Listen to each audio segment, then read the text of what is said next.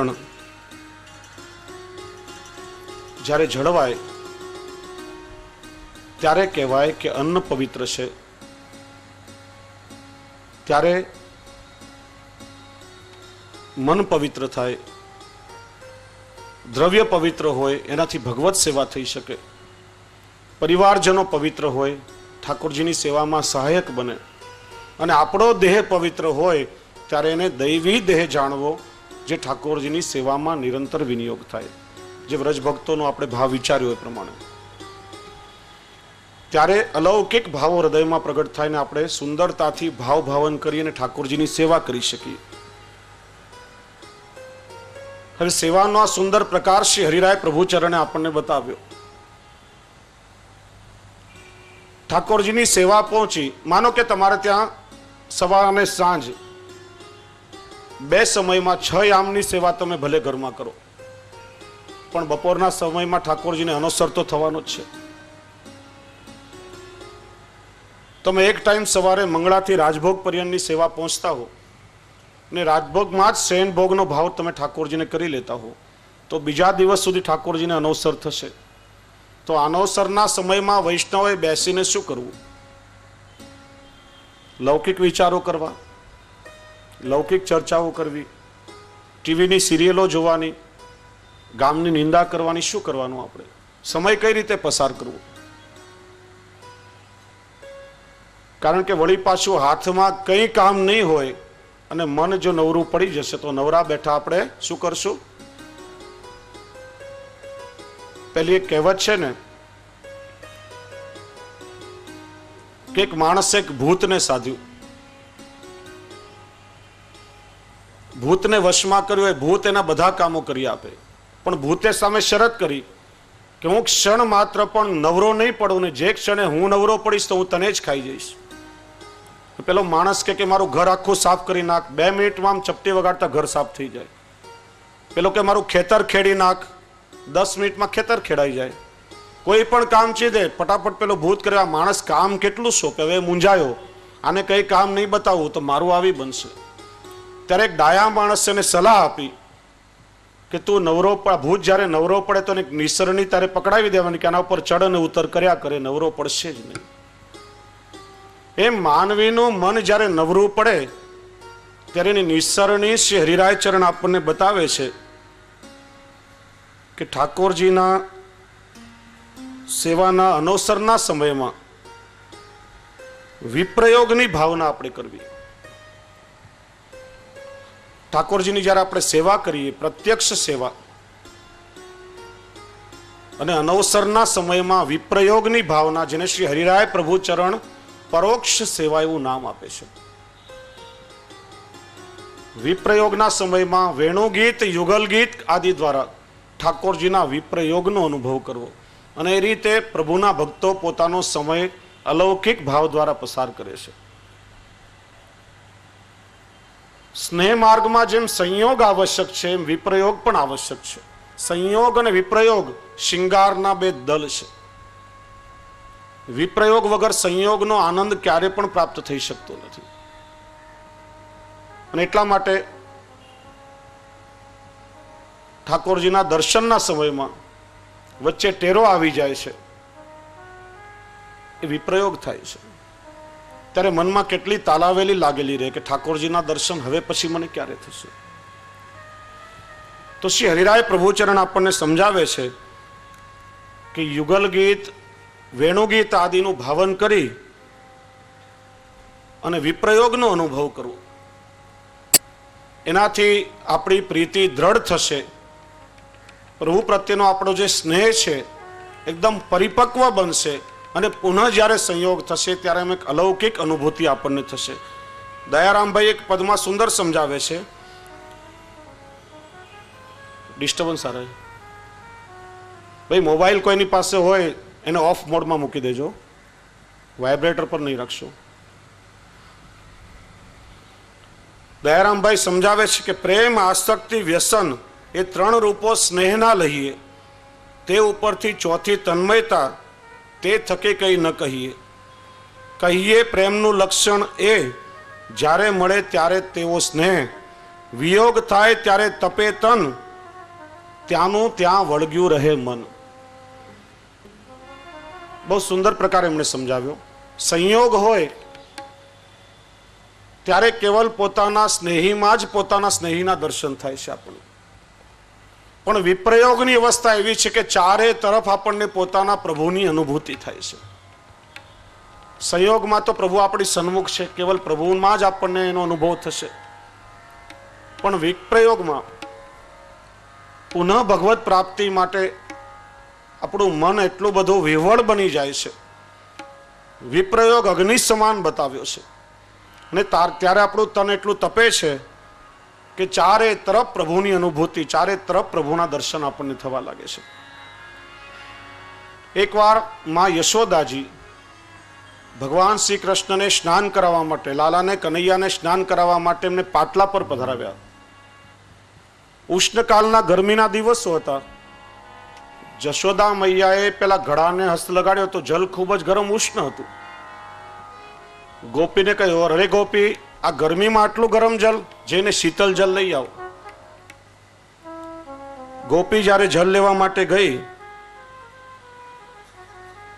એ તો પ્રભુની પાસે રહીને નિરંતર પ્રભુના દર્શન ચાહતી હતી, એટલા માટે પાસે ઠાળી હતી. પણ યશોદા મૈયા એને દૂર મોકલી ત્યારે પ્રભુના વિપ્રયોગમાં એનું તન તપવા લાગ્યું. એના સ્પર્શથી પાછું પેલું જલ ગરમ થઈ ગયું. યશોદાજી જો, અરે મેં તને કહ્યું તો ઠંડુ જલ લાવ, પાછું તો ગરમ જલ લાવી. બીજી વખત પેલી ગોપી જલ લેવા ગઈ. મન તો નિરંતર પ્રભુમાં હતું.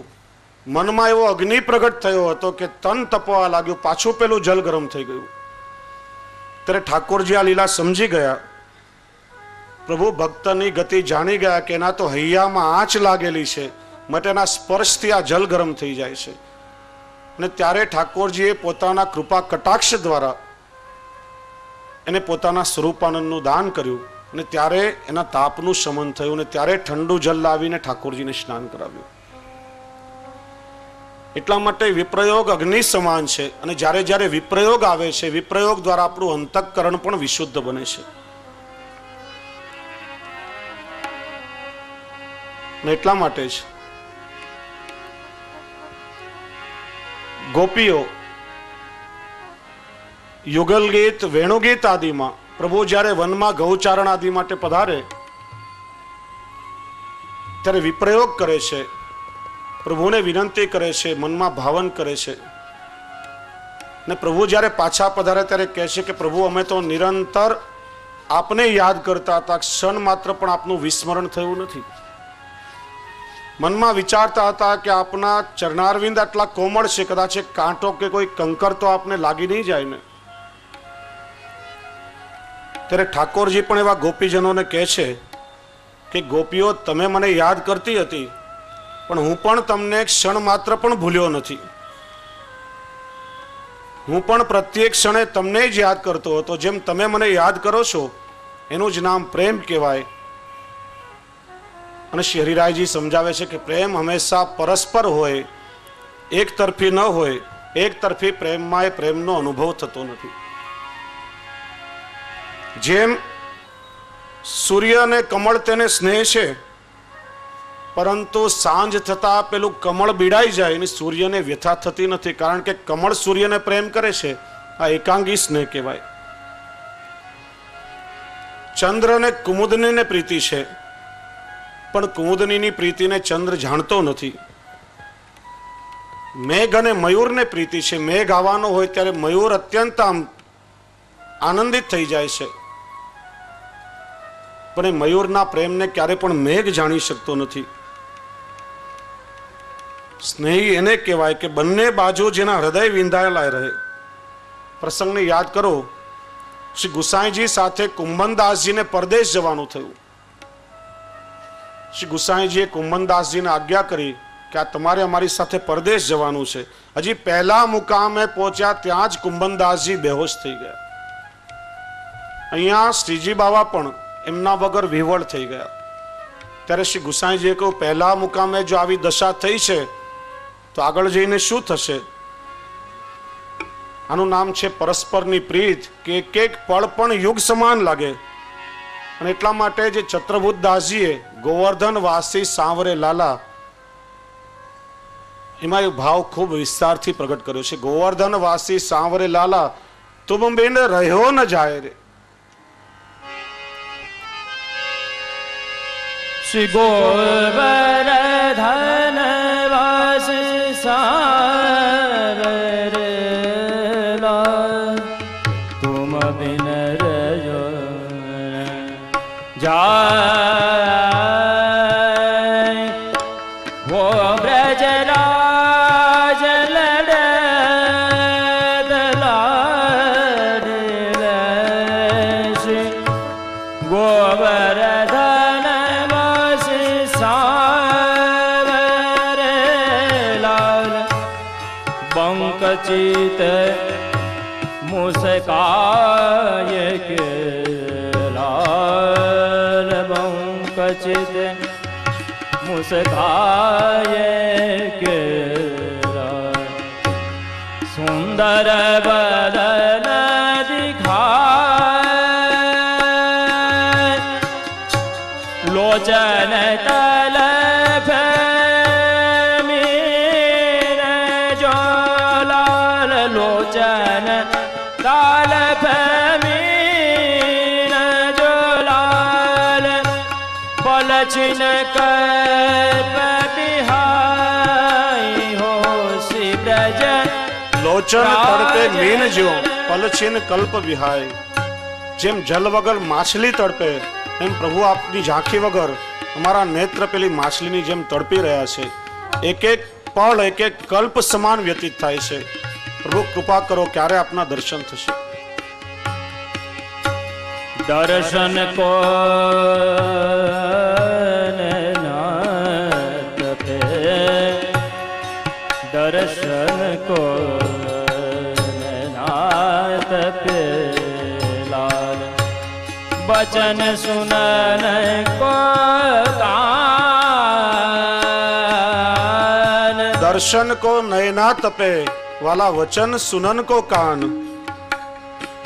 ગોપીજનો કહે છે, પ્રભુ અમારા નયનો આપના શ્રીમુખને જોવા માટે તલસી રહ્યા છે, અમારા કાન આપની મધુર વાણી સાંભળવા આતુર થયા છે. અમારી વાણી ફક્ત કૃષ્ણ કૃષ્ણ આટલું જ બોલે છે, અને અમારા મનડા ચિત્તે બધું તો તમે ચોરી લીધું છે, તો કેવલ આપની પાસે છે. દર્શન કો નયના તપે વચન સુનન કો કાન, મિલવે કો હિયરો તપે મેરે હિય કે જીવન પ્રાણ. મિલવે કોઈ યાર તપે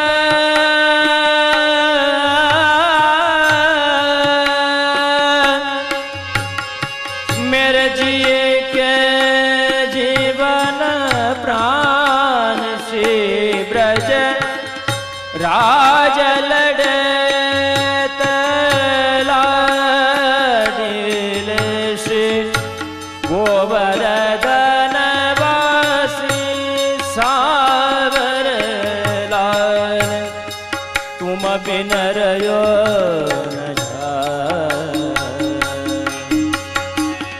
યુગ યુગ અવિચલ રાખીએ લાલ યુગ યુગ અવિચલ રાખીએ લાલ.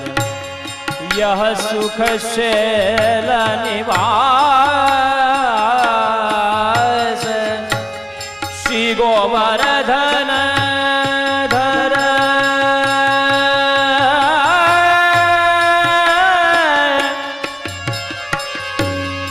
श्री गोवर्धन धर रूप पे हो श्री गोवर्धन धर रूप पे बल बल जाए चतुर्भुज दास. ओ बल बल जाए चतुर्भुज दास. हो श्री ब्रज लाज लड़े तलाडिले तुम बिन रहो न जाए. श्री गोवर्धन वासी सावर लाल तुम बिन रयो न जाए हो ब्रज राज लड़े ते लाडीले।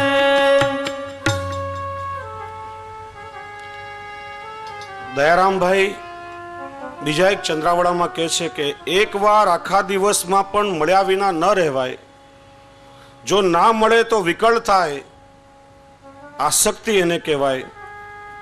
કહેવાય વ્યસન આવું જ્યારે થાય ત્યારે સામા સામી હૃદય વિંધાય, તન્મયતા તે મૃત્યુ સમાન, આ ચારે આવે જ્યારે આપે હરિદાન. જેમ શ્રીમદ ભાગવતજીના એકાદશ સ્કંદમાં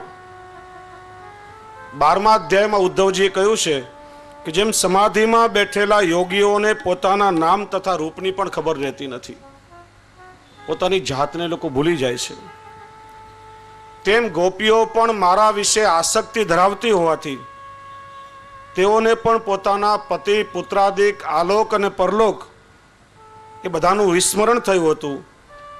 જેમ સમુદ્રમાં નદીઓ ભળી જાય ત્યારે પોતાનું રૂપ ખોઈ બેસે છે, તેમ ગોપીઓ મારામાં લીન થઈ ગઈ હતી. આ વિપ્રયોગનો પ્રકાર જીવ જ્યારે પ્રભુની સાથે તન્મય બની જાય છે. એટલા માટે 10મા સ્કંદના 30મા અધ્યાયના 43મા શ્લોકમાં કહ્યું છે, તન મનસ્કા તદા લાપા સદ્વિચેષ્ટા તદાત્મિકા.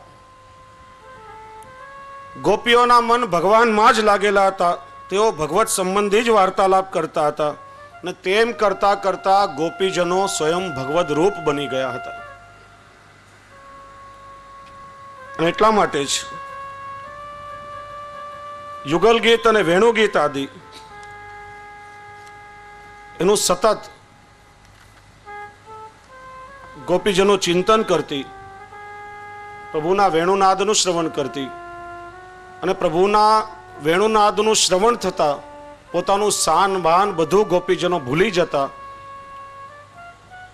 પ્રભુના વેણુનાદમાં એટલું આકર્ષણ હતું કે ઘરબાર બધું છોડીને પણ ગોપીજનોએ વેણુના શ્રવણમાં લીન બની જતા.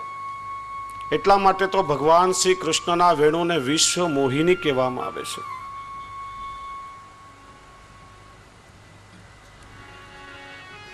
એટલા માટે ગોપીજનો કહે છે કે ભગવાન આપ જ્યારે વેણુનાદ કરો છો ત્યારે ત્યારે અમારું ઘર શાન ભાન સંસાર દુનિયાદારી આ બધાને અમે ભૂલી જઈએ છીએ અને ત્યારે ત્યારે આપના સ્વરૂપમાં સંપૂર્ણ અમે એક રૂપ લીન બની જઈએ છીએ. શ્યામ હું તો બધા સાથે મળીને ગાન કરશું. સંસાર બંસે નિતાનમાં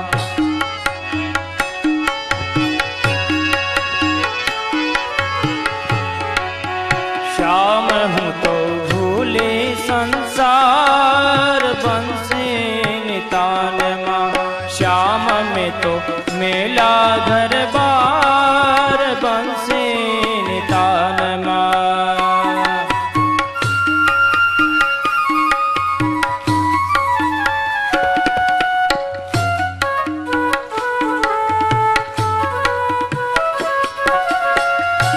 ગોપીજનો કહે છે ત્રુટેર યુગાય તે ત્વામ પશ્યતામ.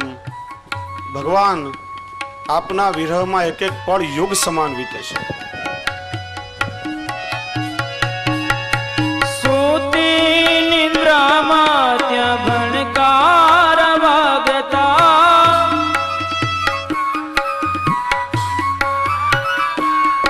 આ સૂતી નિદ્રામાં ત્યાં ભણકાર વાગતા, મીઠાય સુરયુર ઉલટ જગાવતા, જાગ્યા છે ચેતના તાર બંસી નિતાનમાં, જાગ્યા ચેતના તાર બંસી નિતાનમાં.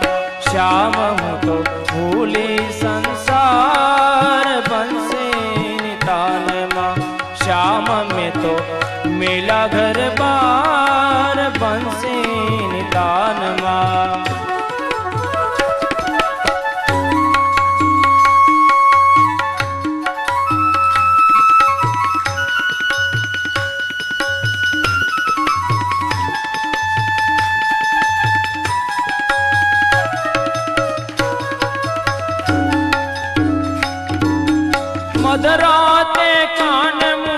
જોવાને ઉની સરી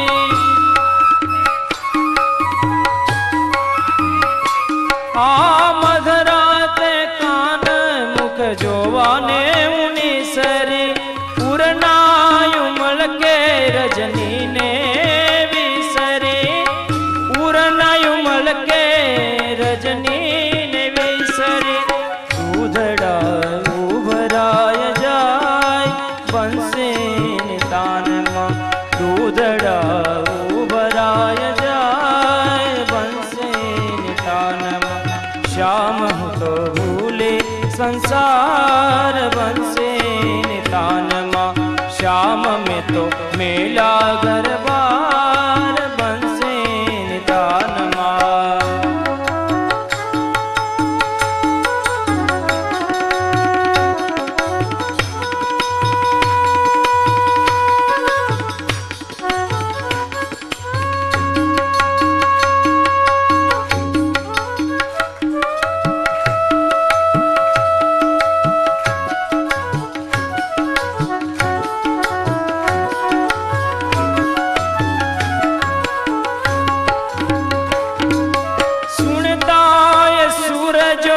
પ્રગટે છે અંગમાં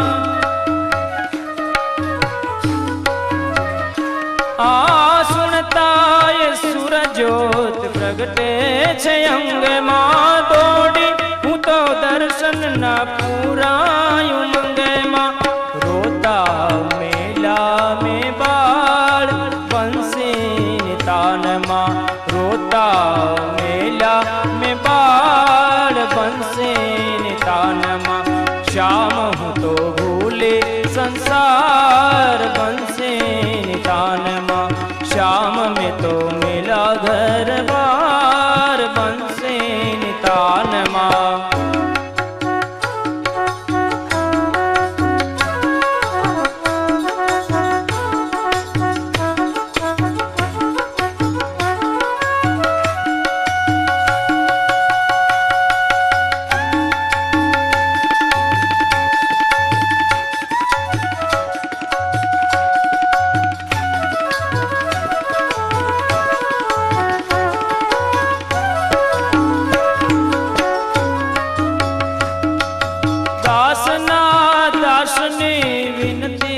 સ્વીકારજો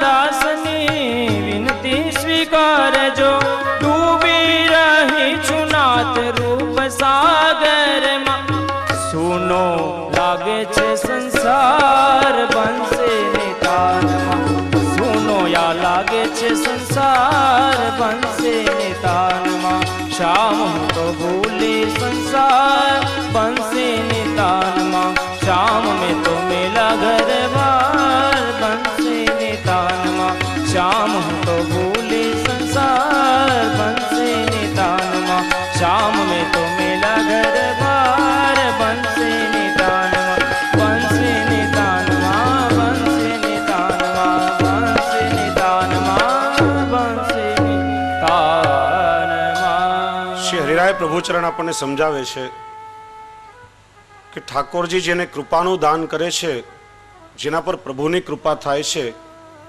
એ જ ભક્તને વિપ્રયોગનું દાન થાય છે. અને શ્રી હરિરાય પ્રભુચરણ વિપ્રયોગના બે પ્રકાર બતાવે છે, ધર્મ વિપ્રયોગ અને ધર્મી વિપ્રયોગ. શિક્ષાપત્રમાં આજ્ઞા કરે છે, બહિ સંવેદનમ વાપી તદ સંવેદનમ તથા તયોરવસ્થા દ્વિતીયમ ભાવે નૈવન ચાન્યથા. વિપ્રયોગની અવસ્થામાં બહારનું જ્ઞાન પણ આપણને રહે. ઠાકોરજીનો વિપ્રયોગાનુભવ આપણે કરીએ, પણ સાથે સાથે દેહનું અનુસંધાન, આ દુનિયાનું અનુસંધાન એ બધાનું રહે. એનું નામ છે ધર્મ વિપ્રયોગ.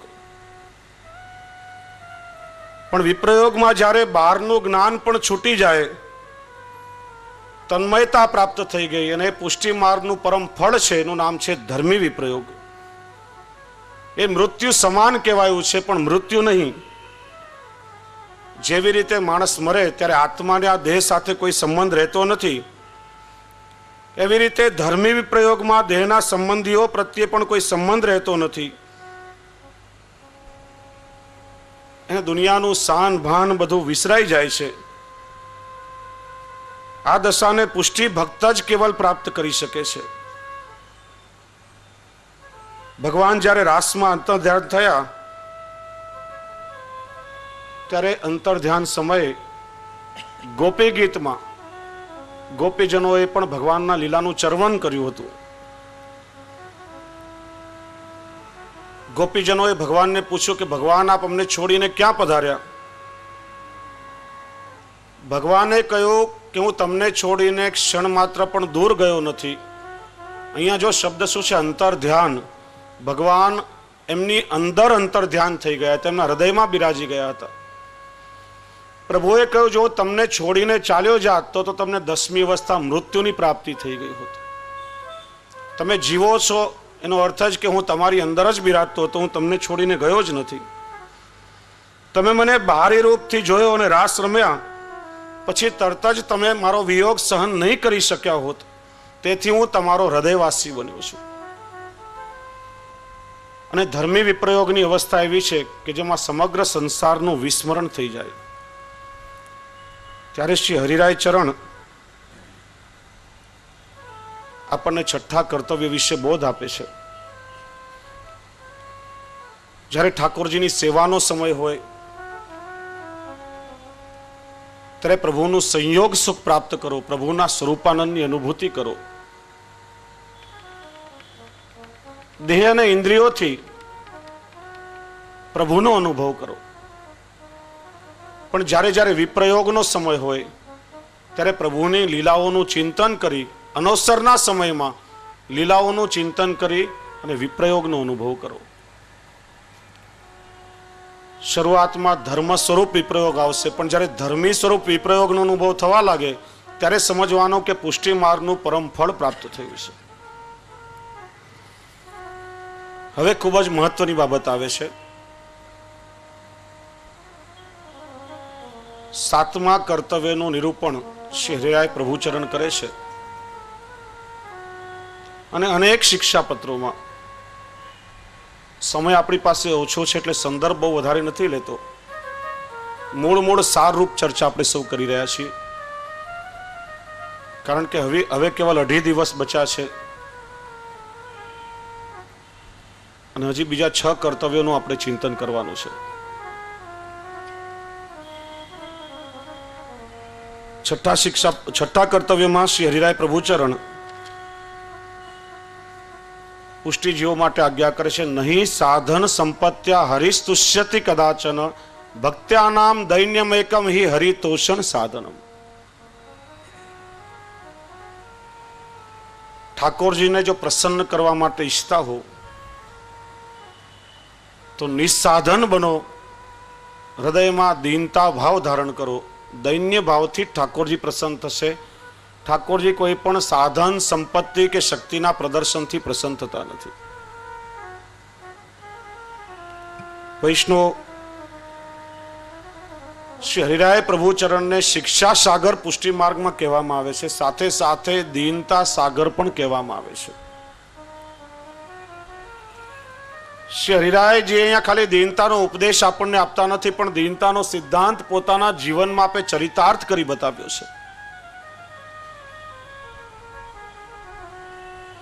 શ્રી હરિરાયજીને નિત્ય ભગવદીઓ વૈષ્ણવ સાથે સત્સંગ કરવાનો દૈનિક ક્રમ.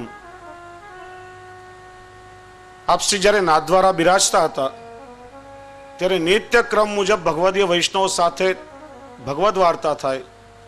સમયનું અનુસંધાન પણ રહે નહીં, રાત્રે ઘણો વિલંબ થાય, પણ એમાં એવો અલૌકિક ભગવદ રસનું વર્ષણ થતું કે વૈષ્ણવો જ્યારે પોતપોતાના ઘરે જાય ત્યારે ભગવદ વાર્તાનું ચરવણ કરતા કરતા અલૌકિક આનંદની અનુભૂતિ હોય. કોઈ નાચે, કોઈ કીર્તન કરે, ભગવદ ગુણાનુવાદ પોતાના ઘરે ગાતા જાય. નજીકમાં થોડા વૈષ્ણવ પરિવાર પણ રહેતા હતા. આમના કીર્તન અને ઝાંઝ વગાડવાથી પેલાઓની નિદ્રામાં ખલેલ પહોંચે. એકવાર શ્રી હરિરાયજીને ફરિયાદ કરી, મહારાજ આ તમારા વૈષ્ણવ રાત્રે મારી ઊંઘ બગાડે છે, ઝાંઝ વગાડે છે, કીર્તનો ગાય છે, રાતના સમયનું એમને અનુસંધાન હોતું નથી. આપ એમને સમજાવો કે આ રીતે અમારી ઊંઘ બગાડે નહીં. શ્રી હરિરાયજી આજ્ઞા કરી, સારું અમે સમજાવશું.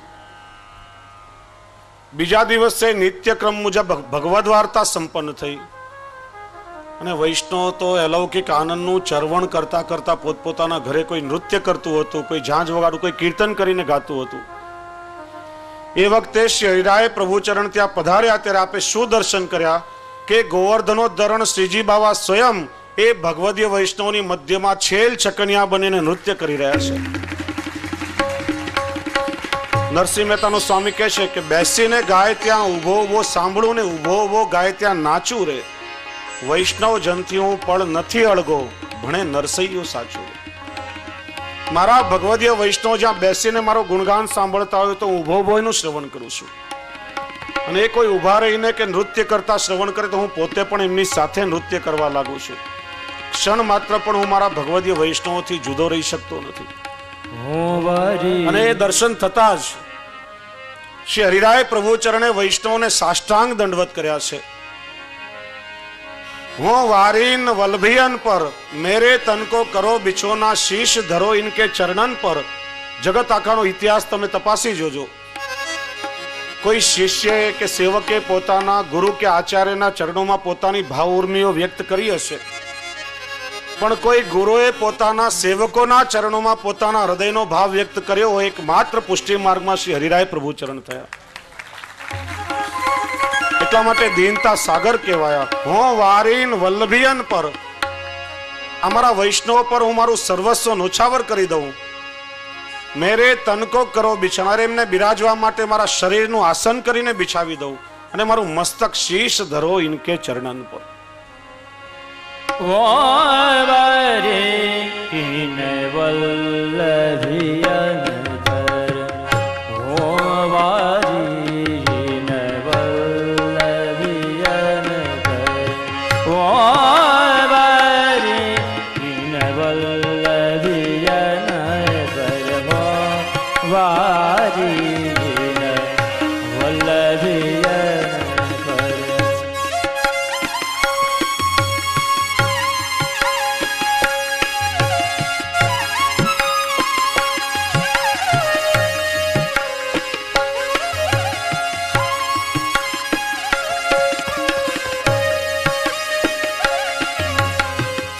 मेरे तन को करो बिछोना, मेरे तन को करो बिछोना,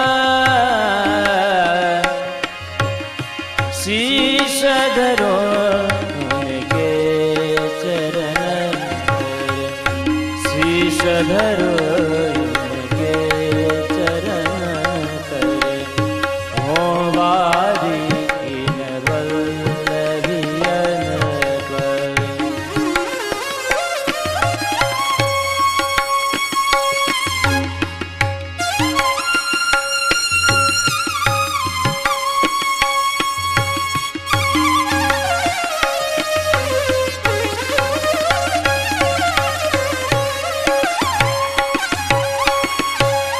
मेह भरी देखो मेरी अखियाँ,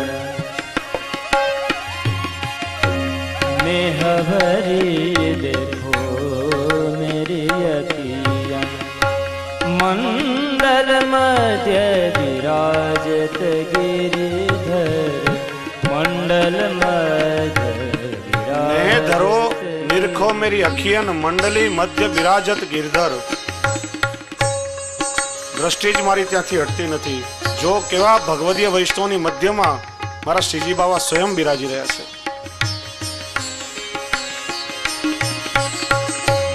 यह तो मैं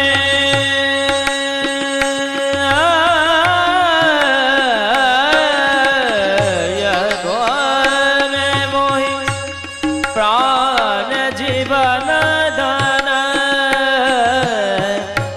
दान दियो श्री वल्लभ,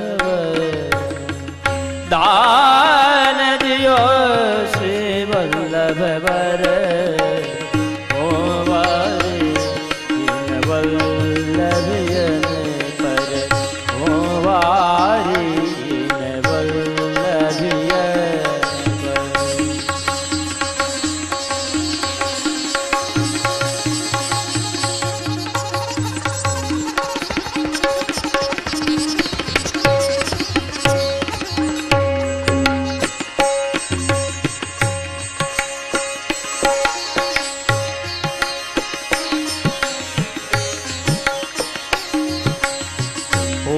પુષ્ટિ પ્રકાર પ્રગટ કરવે કો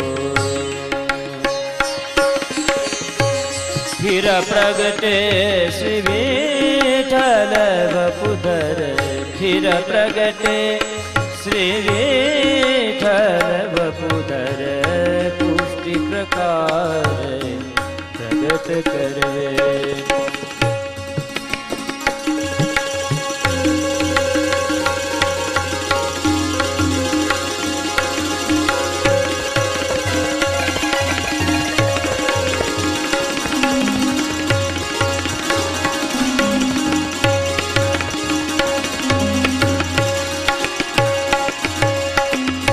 रसिका सदा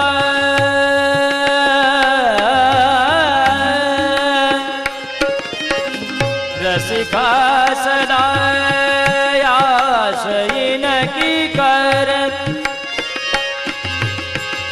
वल्लभियन की चरण रजयनुसर वल्लभियन की चरण रजयनुसर શ્રી હરિરાય ચરણ આજ્ઞા કરે છે કે રસિક દાસ ય આસ સદા કરે વલ્લભયન કી ચરણ રજ અનુસર. રસિક દાસ શ્રી હરિરાયજીની છાપ છે પોતાની. આપ પણ કામના કરે છે કે વૈષ્ણવોના એ ચરણની રજ પણ મને મળે કે જેમના મધ્યમાં શ્રીજી બાબા નૃત્ય કરી રહ્યા છે તો પણ હું કૃતકૃત્ય થઈ જાઉં. એનાથી વધારે દીનતા જીવનમાં બીજો કોણ દર્શન કરાવી શકે? અને એટલા માટે જ શ્રી હરિરાય પ્રભુ ચરણને દીનતા સાગર એવું કહેવાય છે. દીનતા એ પુષ્ટિ માર્ગનું સૌથી પહેલું પગથિયું છે અને કેવળ દીનતા દ્વારા જ ઠાકોરજી આપણા પર પ્રસન્ન થાય છે. પણ આ દીનતા આપણામાં આવે કઈ રીતે? તો કે જ્યારે અહંતા અને મમતા છૂટે. અહંતા અને મમતા એ ભક્તિ માર્ગમાં ભગવત પ્રાપ્તિ માટે સૌથી મોટામાં મોટા બાધકો છે. અહંતા અને મમતા છૂટે ત્યારે જીવ દીનતાનો પાત્ર બને છે અને એવો દૈન્ય ભાવ જ્યારે એના હૃદયમાં આવે ત્યારે ઠાકોરજીના પર પ્રસન્ન થાય છે.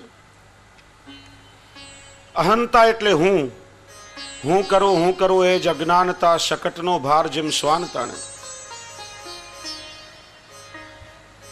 જીવ બુદ્ધિથી આપણે માનીએ છીએ કે હું આ બધું કરી રહ્યો છું. જીવ કંઈ પણ કરવા માટે સમર્થ નથી. જે કંઈ ક્રિયાઓ આપણા દ્વારા થાય છે ઠાકોરજી કૃપા કરીને કરાવી રહ્યા છે.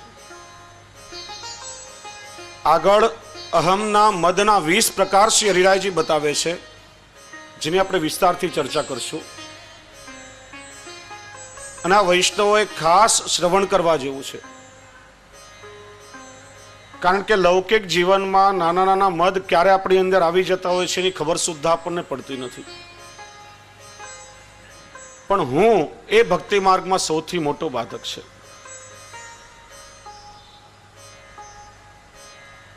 ઇન્દ્રને ગુમાન થયું હતું, અહમ આવ્યો હતો. ત્યારે ભગવાને ગોવર્ધન ધારણ કરી ઇન્દ્રનું માન ભંગ કર્યું છે. રાવણ સામાન્ય વ્યક્તિ નહીં હતો, જ્ઞાની હતો, ઐશ્વર્યશાળી, સંપન્ન, ગુણવાન, સમર્થ, સર્વ દેવોને પણ વશમાં કર્યા હતા. છતાં એને અહમ થયો. એકો હમ દ્વિતીયો નસ્તી ન ભૂતો ન ભવિષ્યતિ. મારા જેવું સમર્થ કોઈ હતું નહીં, કોઈ છે નહીં ને ભવિષ્યમાં કોઈ થશે નહીં. અને અહમમાં જેને ખોટું કામ કર્યું અને ભગવાને ક્ષણમાં એનો સર્વનાશ કર્યો. જ્યારે જ્યારે માણસને અહમ આવે છે ત્યારે સમજવાનું કે પતન ખૂબ નજીકમાં આવી રહ્યું છે. કારણ કે ઉપર ચડવા માટે ઘણા પગથિયા ચડવા પડે છે પણ નીચે ઉતરવામાં બહુ વાર લાગતી નથી. અહમ ભક્તિ માર્ગમાં સૌથી મોટો બાધક છે અને જ્યાં સુધી આપણામાં હશે ત્યાં સુધી દીનતા કોસો દૂર રહેવાની છે. એકવાર એક બહુ સારું મૂર્તિકાર આબેહૂબ કોઈનું પણ ચિત્ર આપો એવી પ્રતિમા બનાવે કે માણસ વિચારતો થઈ જાય કે આ સાચો છે કે કેવલ પ્રતિમા છે. હવે મૂર્તિકારને કોઈ જ્યોતિષે પોતાનો જોશ બતાવ્યો છે કે ભાઈ આજથી બરાબર 10મે દિવસે તારું મૃત્યુ થશે. પેલો બહુ સિદ્ધ જ્યોતિષ હતો ને પેલાને એના પર ખૂબ વિશ્વાસ. વિચાર્યું કે 10 દિવસ પછી મારે મરવાનું છે, શું ઉપાય કરું જેનાથી બચી શકું. દરેકનો નિશ્ચિત સમયમાં નિશ્ચિત વ્યક્તિને તેડું આવતું હોય છે. ભગવાને મને આટલી સુંદર કલા આપી છે, કામ કરું મારા જેવી આબેહૂબ 10 પ્રતિમાઓ બનાવી નાખું. યમના દૂતો આવશે, નક્કી નહીં કરી શકે કે અસલી કોણ અને નકલી કોણ. તો એ લોકો પણ વિચારમાં પડશે ને એકવાર સમય ચૂકી ગયો તો બીજા 100 વર્ષ મને મળી જશે. દિવસ રાત મહેનત કરીને પોતાના જેવી 10 પ્રતિમાઓ નિર્મિત કરી. નિશ્ચિત સમયે યમના દૂતો આવ્યા, આવ્યા હતા. મૂર્તિકારને જોયો તો એક સરખા 10 અહીંયા બેઠા છે. કોને લઈ જવું? જો ખોટા માણસને લઈ જાય તો આ તો ધર્મરાજના અનુચરો છે, અધર્મ થાય, અન્યાય થાય. યમરાજ પાસે આવ્યા, યમરાજ પોતે આવ્યા, જોયું તો એક સરખા 10, એ પણ નક્કી કરી શક્યા નથી. છેવટે ભગવાન વિષ્ણુ પાસે આવ્યા. ભગવાન કોઈ વ્યક્તિને લેવાનો છે, સમય થઈ રહ્યો છે, અને સમય ચૂકી જશું તો અનર્થ થશે. ભગવાન વિષ્ણુ આવ્યા. ભગવાન આશ્ચર્યચકિત થયા, કેટલો સુંદર કલાકાર છે. ક્યાં છે કલાકાર કે જેને આટલી સુંદર મૂર્તિઓ બનાવી? અત્યારે પાસે હોય તો મને ઇનામ આપવાનું મન થાય છે. પેલો બોલ્યો, આ રહ્યો મહારાજ, મેં જ આ મૂર્તિઓ બનાવી છે. ભગવાન કે ચાલ બેટા, તને તો લેવા આવ્યા છીએ. મેં કર્યું, હું કરું છું એવો અહમ થયો એટલે સમજવાનું કે હવે નીચે પડવાનો સમય આવ્યો છે. અહમ ભગવાનને લેશ માત્ર પણ ગમતો નથી. નાથદ્વારાનો પ્રસંગ છે. 150-200 વર્ષ પહેલાની વાત. એક ગરીબ નિષ્કંચન વૈષ્ણવ ટકો ભેગા કરીને થોડું દ્રવ્ય બચાવ્યું. એનો મનોરથ હતો કે ત્યાં નાથદ્વારા જઈ શ્રીજી બાવાને ઉષ્ણકાલમાં ફૂલ મંડળીનો મનોરથ સિદ્ધ કરાવીશ. કૃષ્ણ ભંડારમાં આવી વિનંતી કરી, મનોરથ કરાવ્યો. પણ એ દિવસે એક અહંકારી કરોડપતિ શેઠિયો ત્યાં આવ્યો. એને પોતાની સંપત્તિનો ખૂબ જ અહમ. કૃષ્ણ ભંડારમાં આવી અધિકારીજીને કહ્યું કે ગમે તેટલું દ્રવ્ય ખર્ચ થાય પણ આજે કોઈનો ન થયો એવો મારો મનોરથ સિદ્ધ થવો જોઈએ. આજે બીજા કોઈનો મનોરથ ન થાય, ભલે હજારો રૂપિયાનું દ્રવ્ય ખર્ચ થાય. પેલી ગરીબ બાઈના ફૂલ મંડળીના ફૂલ વિખેરાઈ ગયા અને અહંકારી શેઠિયાના મનોરથની તૈયારી થવા લાગી. પેલી બાઈને મનમાં ખૂબ જ તાપ ક્લેશ થયો કે મારો શું અપરાધ કે ઠાકોરજી આજે મારો મનોરથ સ્વીકાર નહીં કરે. કહેવાય છે કે તે દિવસે સમયના તિલકાયત મહારાજશ્રી જ્યારે શ્રીજી બાવાને રાજભોગ ધરવા પધાર્યા ત્યારે શ્રીનાથજી બાવાએ આજ્ઞા કરી કે પેલો અહંકારી શેઠ નાથદ્વારાની હદ નહીં છોડે ત્યાં સુધી હું રાજભોગ આરોગવાનો નથી. અને મહારાજશ્રીએ પોતાના દરબાન દ્વારા શેઠિયાને નાથદ્વારાની હદની બહાર મોકલાવ્યો. ત્યારે શ્રીજી બાવા રાજભોગ આરોગ્યા છે. પ્રભુ બધું સહન કરી શકે છે પણ અહમ પ્રભુ ક્યારે પણ સહન કરી શકતા નથી. અને એટલા માટે જ ભક્ત કવિઓ ગાય છે, વૈષ્ણવ નથી થયો તો રે સિદ્ધ ગુમાનમાં ઘૂમે. તમારામાં અહમ છે ત્યાં સુધી તો જે વૈષ્ણવતા પણ આવી નથી તો ભગવદીયતા ક્યાંથી આવશે? અહમ ભક્તિ માર્ગમાં સૌથી મોટામાં મોટો બાધક છે. વૈષ્ણવ નથી થયો તું રે. શ્રવણ કરવા જેવું આ પદ છે, ધ્યાનથી શ્રવણ કરજો. હરિજન નથી થયો તું રે, સિદ્ધ ગુમાનમાં ઘૂમે.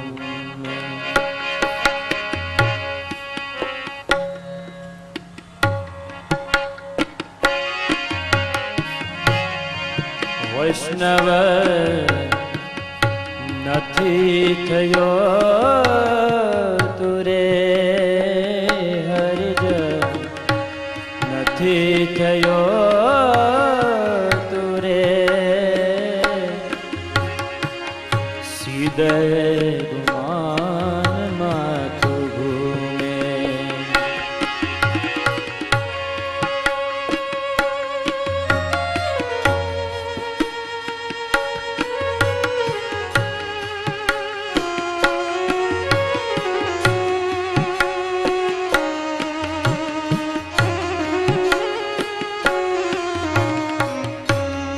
હરિજન જોઈને હૈડું ન હરખે દ્રવે ન હરી ગુણ ગાતા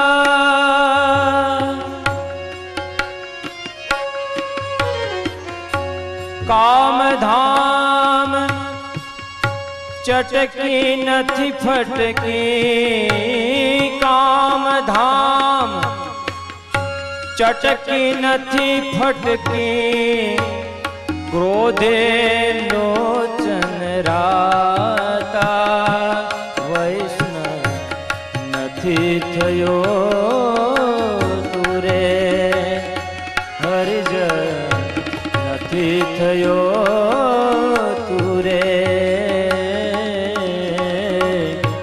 સિદ્ધ ગુમાન માતુ ભૂમે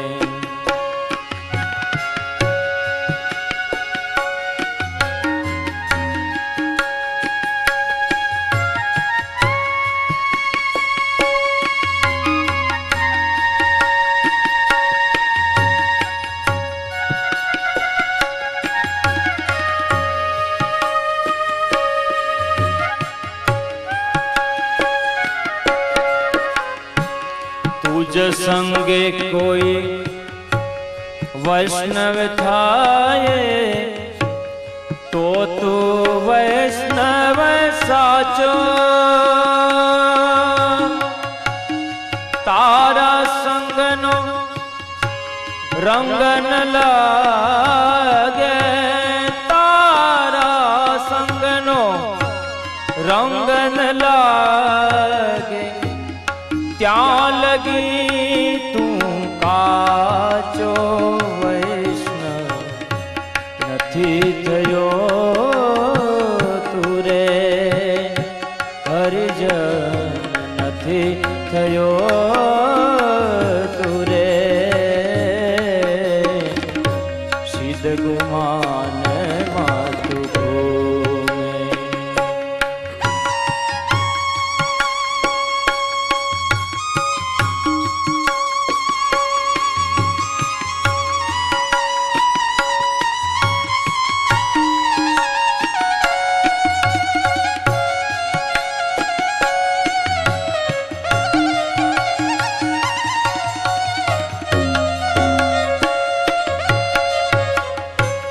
पर दुख देखी हृदय न दाजे पर निंदा નથી ડરતો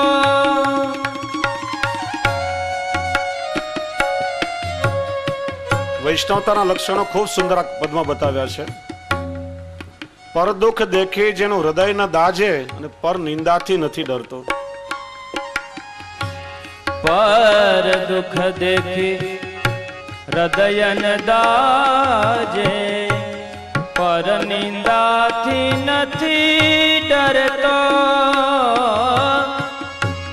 વાલ નથી વિઠ્ઠલ શું સાચું વાલ નથી વિઠ્ઠલ શું સાચું હઠે તું હું કરતો વૈષ્ણવ નથી થયો તુરે હરિજન નથી થયો તુરે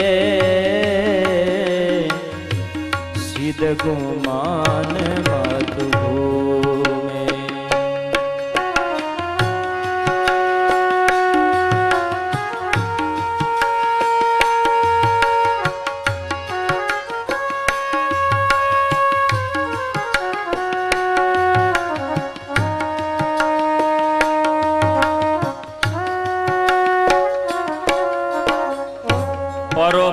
પરોપકારે પ્રીતન તુજને પરોપકાર પરોપકાર પ્રીતન તુજને સ્વાર્થ છૂટો છે નહીં કહેણી તેવી રહેણી ન મળે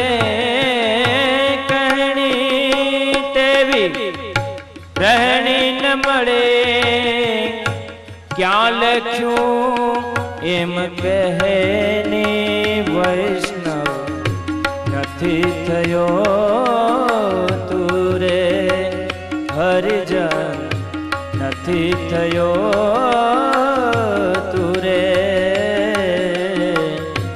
સિદ્ધ ગુમાન માતું ભૂમે.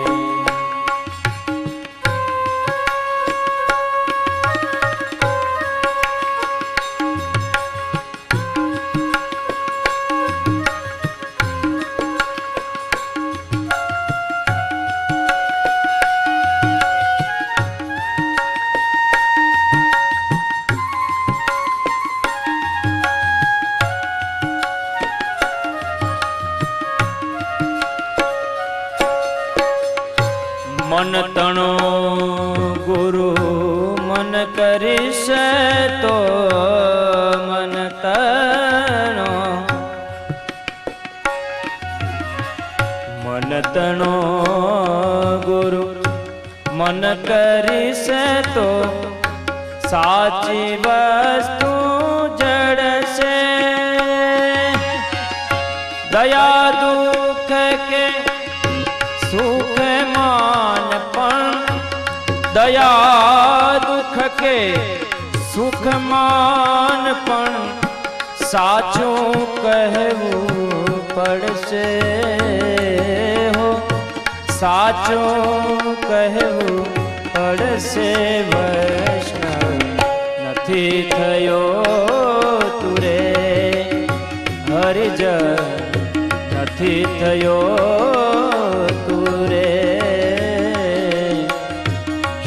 ગુમાન માતુ ભૂમે. વૈષ્ણવ નથી થયો તું રે હરિજન નથી થયો તું રે સિદ્ધ ગુમાન માતુ ભૂમે. દયારામભાઈ એક ચંદ્રાવળામાં અહંકાર માટે કહે છે કે કરવા ચાહે પ્રસન્ન પ્રભુને તો અભિમાન અળગું રાખ. શીઘ્ર દયા કેશવની ઈચ્છે તો દીનતા રાખ. રાખ દીનતા એક જ કરીને કરવા કૃપા મન થાશે હરીને. 72 કોટીએ સરયુન કામ દીનતા એક બંધાયા દામ. શરીરાયજી આ જ વાતની શિક્ષાપત્રમાં આજ્ઞા કરે છે कि कृष्णे सर्वात्मके नित्यम सर्वथा दीन भावनाम अहंकारम न कुर्वन्ति मनोपेक्षाए वर्जयेत. ભારપૂર્વક આજ્ઞા કરી છે અહંકારમ ન કુર્વન્તિ. ભગવાનને પ્રાપ્ત કરવા માટે દીનતા ભાવ રાખવો જરૂરી છે. કેમ કે અભિમાન અહંકાર આ બધા ગુણો પ્રભુના વિરોધી છે. તેથી ભગવત પ્રાપ્તિ રાખવાવાળા ઈચ્છા રાખવાવાળા જીવોએ અભિમાનને દૂર રાખવું. 30મા શિક્ષાપત્રનો 7મો શ્લોક. કૃષ્ણ કૃપા પરાધીનો દીના નામત ઉપેક્ષક સ્વકીયા નામ તન્ય ભાવત કરીષ્ય ત્વનયમ સત. શરીરાયજી આજ્ઞા કરે છે કે પ્રભુમાં રહેલા ગુણો જે કૃપા છે તેને આધારે જે ભક્તો દીનતા રાખી શરણ ગ્રહીને રહ્યા છે, જે સેવા સ્મરણ કરે છે, એ ભક્તોને આપ કૃપા કરીને ભક્તિનું દાન આપે છે. એટલું જ નહીં પણ એવા ભક્તોને ભગવાન સ્વયં આધીન બની જાય છે.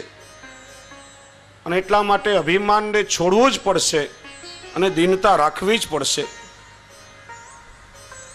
શરીરાયજી 34મા શિક્ષાપત્રના 27મા શ્લોકમાં પણ આજ્ઞા કરે છે કે યતો માર્ગીય સર્વસ્વ દૈન્ય ભાવ વિનાશક દૈન્યમ સર્વેષુ કાર્યસુ કૃષ્ણ સેવા કથાદિશુ. બીજી વાત અહીંયા સમજાવી. પુષ્ટિ માર્ગમાં ક્રોધ એ દૈન્યનો નાશ કરવા વાળો છે. ક્રોધમાં માણસ આંધળો બની જાય છે. પોતે શું કરવું એની ભાન એનું રહેતું નથી. ન થવાનું થઈ જાય છે. પાછળથી એને પસ્તાવવું પડે છે. માટે ક્રોધનો ત્યાગ કરવો કારણ કે ક્રોધ એ ભક્તિ માર્ગમાં બાધક છે. અહંકારથી છકેલો માણસ વિવેક ચૂકી જાય છે અને ક્રોધમાં માણસથી ન કરવાનું જ થઈ જાય છે. અમારા તાજી મહારાજ નિત્યલીલા શ્રી પુરુષોત્તમલાલજી દાદાશ્રી, અમે ઠાકોરજીની સેવામાં હોઈએ અને ભૂલથી કદાચ લેશ માત્ર પણ ક્રોધ આવી જાય તો કે બાવા હમણાં ફરીથી સ્નાન કરીને આવો, ઠંડા જલથી સ્નાન કરજો, તમને ચંડા લડી ગયો, તમારી અપરસ છોવાઈ ગઈ. ઠાકોરજીની સેવામાં ક્રોધ આવે તો ઠાકોરજીની અપરસ પણ છોવાઈ જાય છે. ક્રોધ તો ઠાકોરજીને લેશ માત્ર પણ ગમતો નથી. એટલા માટે આજ્ઞા કરી કે ક્રોધ કોઈ વૈષ્ણવોએ નહીં કરવો જોઈએ. દક્ષિણના એક પ્રખ્યાત સંત થયા તિરુવલ્લુર, કહેવાય છે બહુ ઉત્તમ સંત હતા.